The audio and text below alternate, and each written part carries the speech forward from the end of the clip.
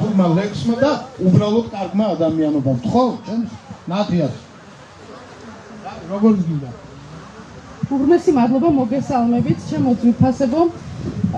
აი ძალიან მიხარია, რომ დღეს კიდევ მარტვილში ვარ.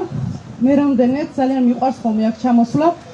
ისევ თქვენს გამო ესეთი თბილი ადამიანები მხვდებით და მინდა მოგილოცოთ დღევანდელი დღე დიდგორობა და ბედნიერი ვარ ორმაგად იმით, რომ მარტვილის მიწაზე მიდგას ფეხი იმ მიწაზე, სადაც ჭყონდიდელის მიწა იყო და ამას პირდაპირ კავშირი აქვს დიდგორობასთან, სადაც დავით აღმაშენებელმა ძლევა ის საკვირველი აჩვენა ჩვენს ქვეყანას და სრულად მსოფლიოს ასე ვიტყოდი.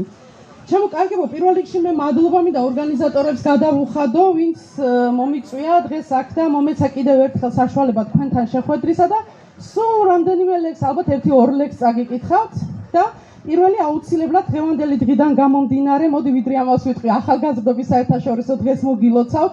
ახალგაზრდებო, გისურვებთ ბედნიერ მომავალს. ჩვენი თქო, აი უკვე ჩემი ყოფილა ეს ქალაქი რაღაცნაირად ისე შევისისხლ ხორცე და აი ამ ქალაქის თვითმმართველობის წარმომადგენლებს მოგესალმებით. კიდევ თქვენთან ერთადაც ერთხელ ყოფილ ვარ, ეს ჩემთვის ძალიან დიდი სიამოვნებაა. მოკლედ გილოცავთ დღევანდელ დღეს. და პირველი ლექსი იყოს პატრიოტული, რამე თუ დღეს დავიწყე იმით, რომ დიდგორობა მოგილოცეთ. ჩვენ ვართ ერი, რომელიც ყოველთვის უნდა ვამაყობდეთ, რომ ქართველები ვართ და აუგი არასდროს არ შეგვეფერება ერთი სიტყვით რომ ვთქვათ. თუ საქართველო გიყვარს, აუგს ნუიტყვი მასზე. ღვთის ივერიას დღემდე რა არ გადახდა თავზე.